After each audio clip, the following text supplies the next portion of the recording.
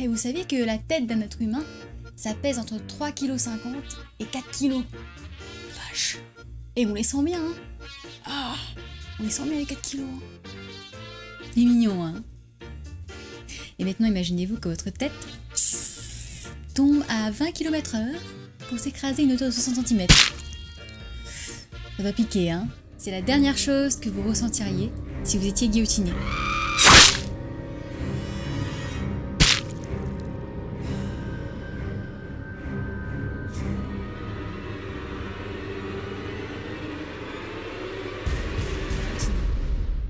Ou pas. Comme vous l'aviez sûrement deviné, cette vidéo sera assez glauque, comme d'ailleurs le seront toutes les vidéos qui sortiront dans cette catégorie, voilà, cette nouvelle catégorie qui me tenait à cœur parce que j'adore regarder les vidéos un peu glauques, un peu effrayantes, même beaucoup effrayantes. D'ailleurs, quand je fais ça avant de me coucher, je ne dors plus, voilà. La nana qui se torture elle-même, on adore. Et ces vidéos sortiront à chaque fois le dernier jour de chaque mois, voilà. Ça sera la vidéo en plus du mois. J'espère que vous apprécierez. Bon, d'abord, commençons par un peu d'histoire, voilà. Qu'est-ce que la guillotine? Quand est-ce qu'elle a été inventée? Tout ça, tout ça. Donc la guillotine, pour ceux qui ne le savent pas, était un moyen efficace pour, on va dire, tuer quelqu'un qui était condamné à mort. Voilà, c'était rapide, efficace, propre, voilà. Alors elle a été inventée au XVIIIe siècle et elle n'a pas été inventée par Joseph Guillotin, comme tout le monde peut le penser. On va dire qu'il a en fait poussé à son développement, voilà, mais c'est pas lui qui l'a inventée. Donc elle a été inventée par un ingénieur allemand qui se prénomme Tobias Schmid. Je sais pas comment ça se prononce, mais bon, je le mets là, son nom comme ça. Vous le saurez, hein, parce que moi, j'ai du mal à prononcer son nom. Alors, ce qu'il faut savoir, c'est qu'avant l'invention de la guillotine, la mort par décapitation se faisait à la hache. Sauf qu'évidemment, comment vous dire, à la hache, il y avait souvent des ratés. Hein. Soit les mecs, ils coupaient à côté, donc voilà, ils coupaient la moitié de la tête, donc la hache restait coincée. C'est charmant.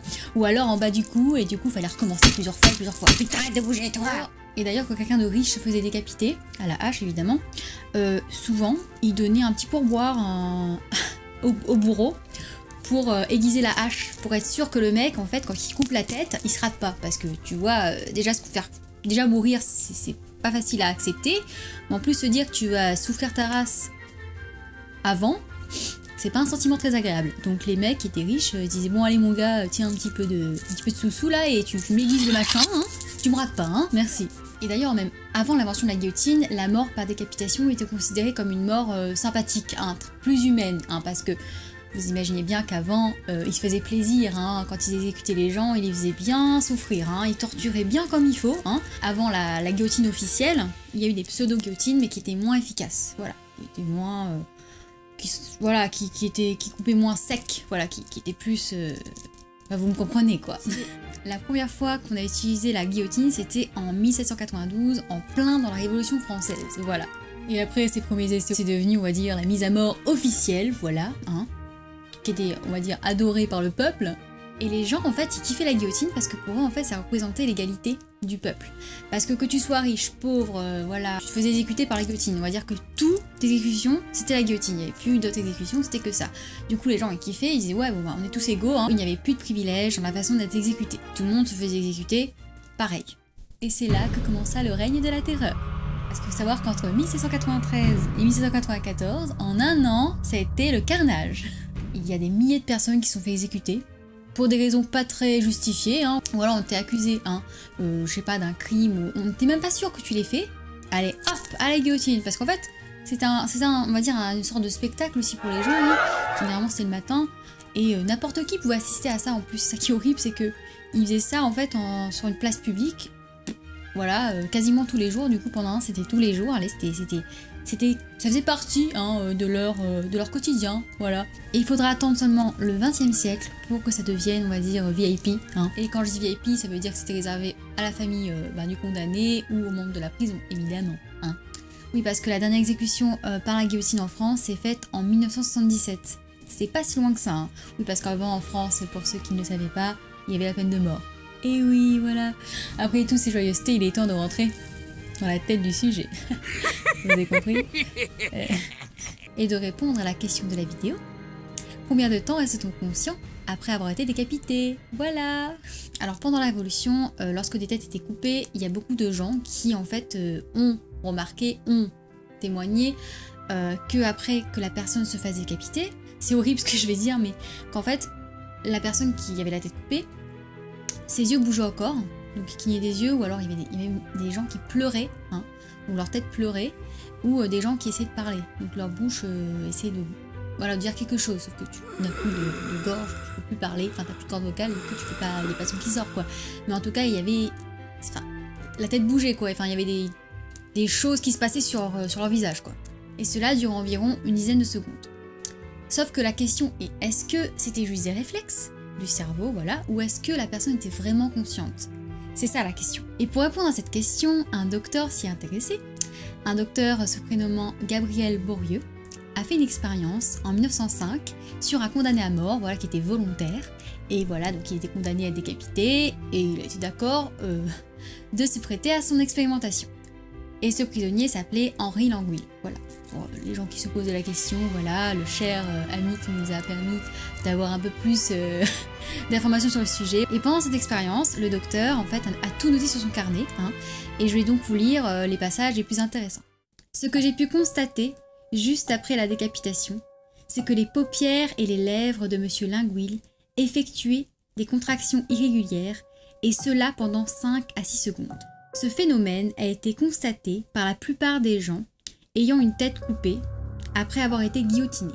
Après plusieurs secondes, les spasmes ont cessé, et c'est là que j'ai appelé avec une voix ferme et forte le nom du prisonnier. Langouil!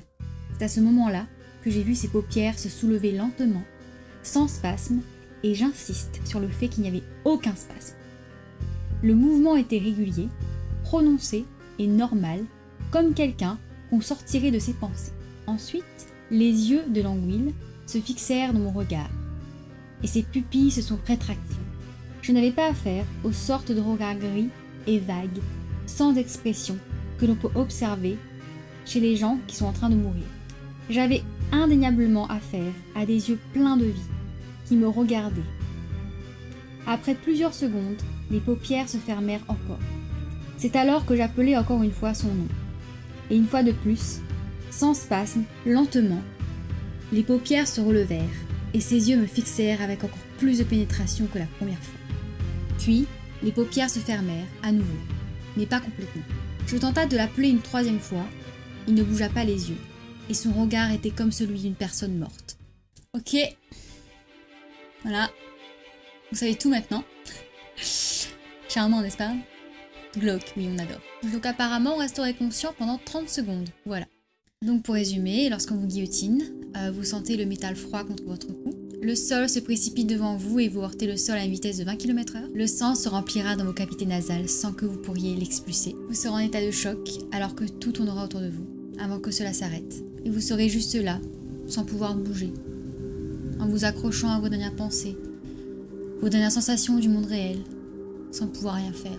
Alors que peu à peu, le soleil de la vie se couche sur vous, laissant place à la nuit éternelle. Je suis quand même poétique, hein. En fait, la mort, c'est pas vraiment comme s'endormir.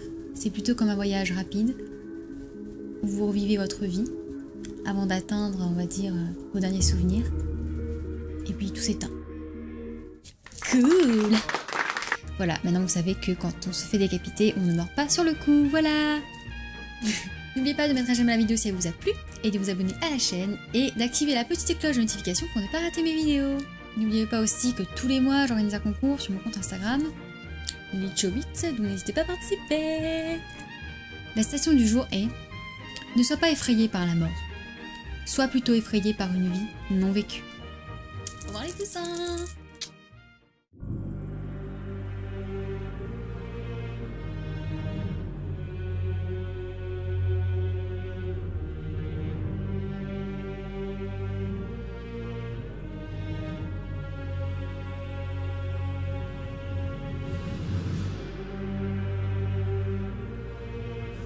Mon pauvre petit Will, je t'ai fait des misères, hein. Ne vous inquiétez pas, sa tête peut se remettre, je l'ai pas cassée, hein. Voilà. Je l'ai juste dévissée. En tout cas, tu m'auras bien servi pour cette vidéo. Merci beaucoup pour ton soutien.